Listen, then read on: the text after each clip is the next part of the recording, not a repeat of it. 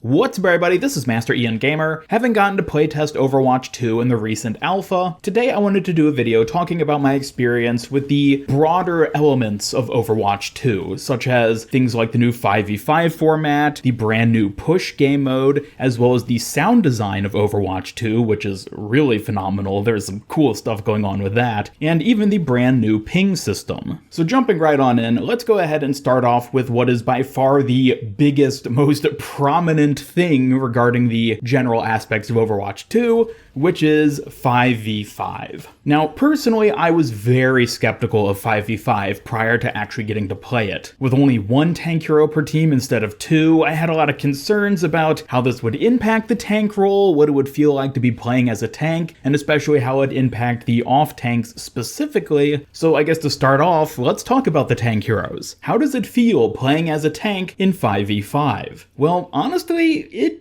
does feel pretty good most of the time. Absolutely, tank heroes in 5v5 feel like these sort of raid boss, superpowered heroes. While playing as them, it feels like you can just live basically forever. Roll around, stomping on people, easily just sort of taking damage and not really having to worry about dying that much. Although, it varies how much that actually feels depending on which tank hero specifically you're playing. The off-tanks actually felt like they fared much better in Overwatch 2 than the main tanks. Heroes like D.Va and Zarya and Roadhog, while they didn't really feel like they were filling that same main tanking role you're used to playing in Overwatch 1 with heroes like Orisa or Reinhardt, they felt like they worked in this new format. They definitely were right at home in the more brawly playstyle in that they were able to dish out a lot of damage while also having a bit of protection for themselves in one way or another. D.Va in particular felt very strong during the alpha. Her defense matrix, in addition to her high sustain and high mobility, just made it where she effectively never had to die because she could just easily escape or protect herself whenever need be, and heroes like Wrecking Ball also sort of fit into that category as well. Wrecking Ball honestly didn't really change at all in the alpha in terms of his abilities, mechanics, or how he played relative to the rest of the teams, because he would just keep doing his Wrecking Ball things, swinging around, disrupting the enemy, and honestly was usually able to get off scot-free in doing so. The more traditional main tanks, though, unfortunately didn't quite get the same luxury in terms of continuing their relevance, I guess I could say. Specifically, Reinhardt, I think, was the hero who suffered the most in terms of being a main tank who just feels like he doesn't fit in this new Overwatch 2 environment. He has his barrier, which is, useful for protecting himself and teammates, but once the barrier goes down, his hammer and fire strike just don't really feel like sufficient tools for him to fit the same sort of brawly playstyle you get with heroes like D.Va, Wrecking Ball, or Zarya. And generally the vibe I got from other people in the alpha is that they also found him to be pretty underwhelming. Winston, I think, also suffered to this a little bit as well, but not nearly as bad as Reinhardt, and mainly I think that's just because Winston has better mobility, so he can sort of handle himself better and get out of dangerous situations after his barrier goes down, or if he starts taking too much damage. And more than anything, I think this main tank struggle had to do with the fact that tank heroes just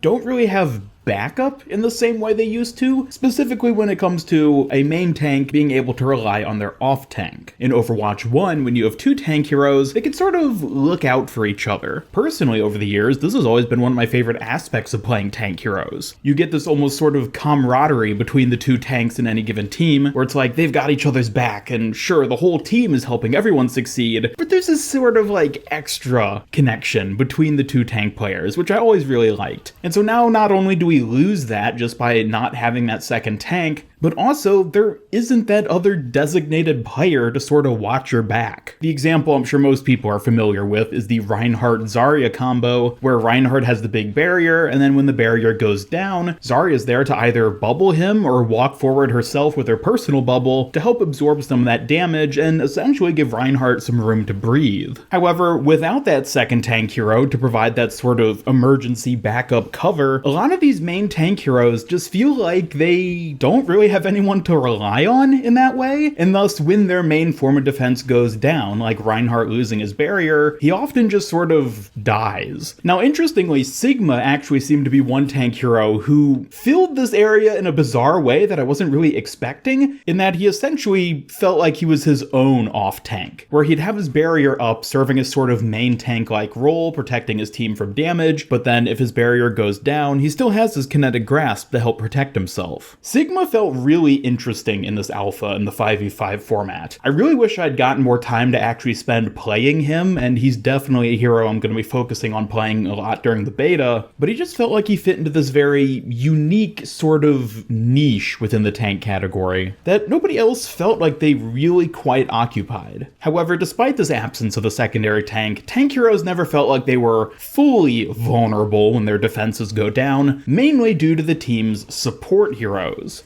What it really felt like to me in playing the 5v5 format is that support heroes ended up filling that gap left by the absence of the second tank hero. And in concept, I actually really like this idea. Support heroes filling a supporting role for their team, where they're this sort of utility character that can fill in gaps your team is missing and help keep their teammates going. However, the way it actually manifested in 5v5 for the healers, unfortunately, didn't actually feel that good. And that's because, in my personal experience at least, most support heroes kinda just felt like heal bots in the 5v5 format. Like, their sole goal at that point was to just keep the tank alive. And they were often really good at doing that by just giving him constant heals, but when it came to actually playing those support heroes who were healing the tank, it honestly didn't feel that great. It just felt like you had no bandwidth or opportunity to do anything other than just focus heal the big guy, since there wasn't that off tank to just pop up a barrier or quickly make some space to give you a bit of breathing room. No, now it's all on the supports to keep that one tank alive, and unfortunately, with many of the supports having had reductions or total removals of their crowd control capabilities, that support ultimately just ends up being healing in 90% of situations. And what's worse is that by them healing the tank hero, that tank hero is effectively immortal in a lot of situations. This is perhaps focusing more back on just the tank role specifically, but by the end of the alpha, after I'd had some time to actually experience playing Overwatch 2 and 5v5, it really just felt like attacking the enemy tank was just futile. Like, there was no point in trying to kill this giant Doomfist or Orisa or Wrecking Ball or whoever, because they just could not die. The only way to take that character down was to take out the supports healing them, which, you know, I guess is essentially how it works anyways in Overwatch 1 for the most part, but this aspect felt exceptionally amplified in Overwatch 2, where in Overwatch 1, maybe you can get a pick on the Zarya to help weaken their tank line, but in Overwatch 2, no, shooting the tank at all almost felt worthless unless you were already about to pick off the supports that were healing them. And so, a downside because of this is supports feel even more targeted than they do in Overwatch 1. Supports have never been a stranger to being the focus of an enemy Genji or Tracer, but now it seems like there's even more focus from the enemy on taking you out, and on top of that, you have less people looking out for you specifically because there isn't that second tank hero. Your team's one tank is usually on the front lines trying to make space and keep the enemy at bay, so you either have to rely on your own abilities, which, again, less crowd control, so you're less effective in that regard, to ward off the enemy Tracer or Genji or whoever, or just hope that the DPS players on your team are gonna look out for you, which, you know, sometimes they do, sometimes they don't. So yeah, supports in the Overwatch 2 alpha were by far the least enjoyable role to play, and I saw a lot of other people in the alpha sharing the same sentiment, and the queue times for the supports were by far the shortest pretty consistently, so yeah, I think most people sort of agree with the sentiment. In addition to that, they got the least number of changes out of the three roles, in terms of that there weren't any reworked support heroes, other than, I guess, Brigitte,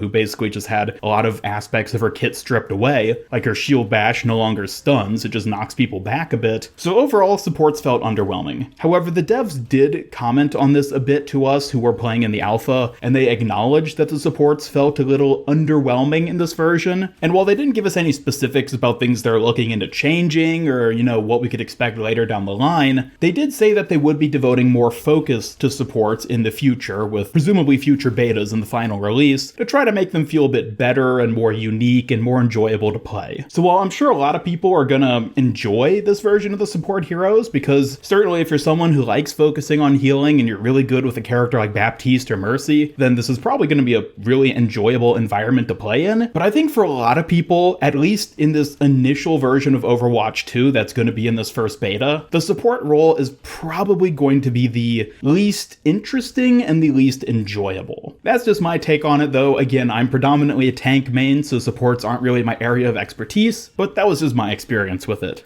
The last role to talk about, though, is the damage heroes, and honestly, there really isn't much to say about them. Damage heroes felt effectively the same in the Overwatch 2 alpha as they do in Overwatch 1. They still fill that same sort of role of dealing damage to the enemy, and yeah, that's basically it. They kept doing what they've always been doing, and they still do it well, so I think that's all there is to say about the damage category. So overall, while it may sound like I've been a bit critical of the 5v5 format, I did still have a lot of fun playing it. Playing heroes like Wrecking Ball and D.Va and the new Doomfist feel really, really good in this new brawly sort of environment, and overall, I think there is a lot of fun to be had with it. I think the best way I can really sum up my experience in playing 5v5 is that it felt like I was playing an arcade mode, like No Limits or Total Mayhem or something, in that it didn't feel too different from the standard Overwatch, but it still had some discernibly unique aspects to it. And to add on to that, I really don't think I can say yet at this point whether I prefer 5v5 or even perceive it as being better than 6v6. Honestly, a lot of the fun I had with the game mode could have just been the fact that it's this fresh new thing I hadn't yet experienced. So of course I was having fun with it. Really, I think only time will tell when it comes to how good 5v5 is compared to 6v6. And I really don't think it's something that the community as a whole is gonna really be able to get a good grasp on, even after like a week or a month of playing the game. I think it's going to take a pretty long time for the community as a whole to really get a feeling for how 5v5 compares to 6v6 in terms of which is more fun. I will say an aspect of 5v5 which I can recognize as being very good is that everything just feels a bit simpler. The fact that there are just fewer players involved makes it a lot easier to coordinate with your team and make precise callouts. And also, I certainly imagine from a viewer's perspective, in terms of, spectating the Overwatch League or something, it's going to be a lot easier to watch a 5v5 match because it'll be easier to pay attention to what's going on with less people involved. So certainly there are a lot of benefits to this 5v5 change. And it does feel like a very new and fresh way of playing Overwatch. But again, I really think only time will tell whether or not it holds up to 6v6 or even manages to surpass it. Moving on from just the format change though, next up, let's talk about Push. The brand new game mode Push. Now, it's interesting because technically I've gotten to play Push before. I was fortunate enough to get to play it all the way back at BlizzCon 2019 when Overwatch 2 was first announced. And honestly, despite the fact that the mode feels like it hasn't really changed much between now and then, it's still a really, really fun mode to play. Again, it's kind of hard to say exactly how fun the mode is overall, just because the fact that it's a new thing that I haven't really gotten to play before sort of just automatically makes it kind of fun and enjoyable as just this fresh new thing. But certainly just having this different game mode where there's a sort of familiar objective to it and that you're still pushing this robot essentially in the same way you'd push a payload, but the format and that it goes back and forth is so unique and different from anything we've done before, makes it really interesting and really enjoyable, and definitely opens up a lot of different play styles and strategies that I'm sure will end up being pretty unique to this specific game mode. Looking at the two Push maps in particular, being Toronto or New Queen Street and Colosseo Rome, certainly Colosseo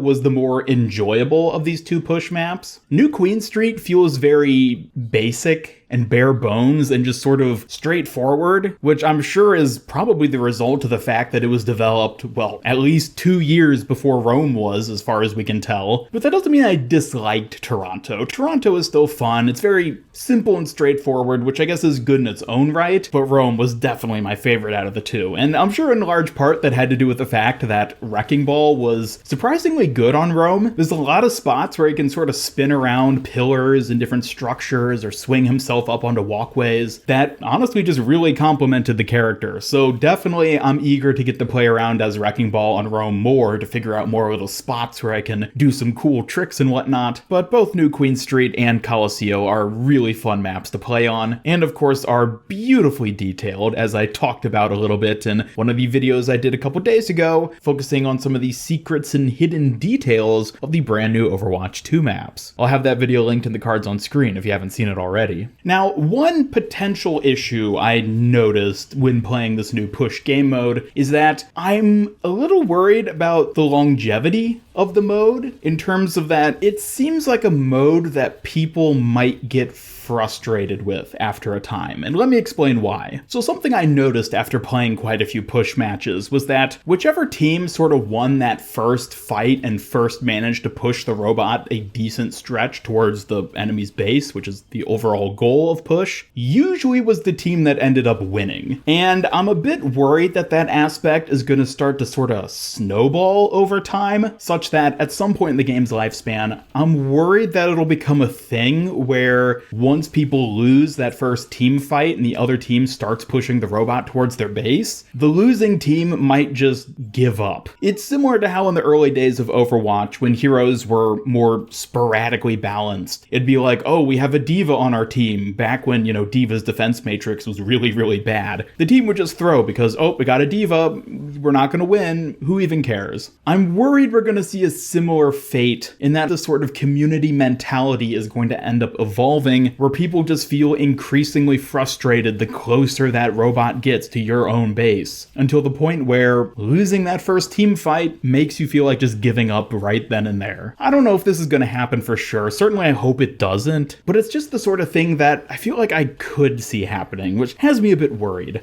Moving on though to a much more objectively good aspect of Overwatch 2, the brand new sound design. Oh my goodness, if anything out of the Overwatch 2 alpha caught me off guard more than I expected it to, it was the sound design. Overwatch 2 sounds beautiful. The gun sounds, the basic just movement sounds, the ambiance of different areas, all sounds just so good. But even more than just having really, really good sounding weapons and sound effects, the voice lines. Every single hero got a complete new set of voice lines for every interaction. Firing a weapon, killing a specific enemy, respawning, casual banter between teammates. There are so many new voice lines. It's insane. It blew me away when I first started experiencing it. It's like, imagine if you took Overwatch 1, took all the voice lines from every single hero, deleted them, and then had the VAs all come in and re-record new voice lines for those exact same interactions. Not just re-recording the same sentences and phrases they already said in those scenarios, but just rewriting new ones, as if they brought in new writers for the characters that had never experienced what the characters sounded like before. That's what it feels like playing Overwatch 2. It's insane. And it honestly feels like such an unnecessary change on top of that. I absolutely love that Blizzard did it, but I honestly was not expecting it, and I really, really commend Blizzard for putting in the effort to add in all these new voice lines. Now, I'm sure the reason they did it is that they really, really want Overwatch 2 to feel like a new game and a new experience, and a large part of that isn't just having new maps and heroes and aesthetics and visual designs and abilities and whatnot, but having new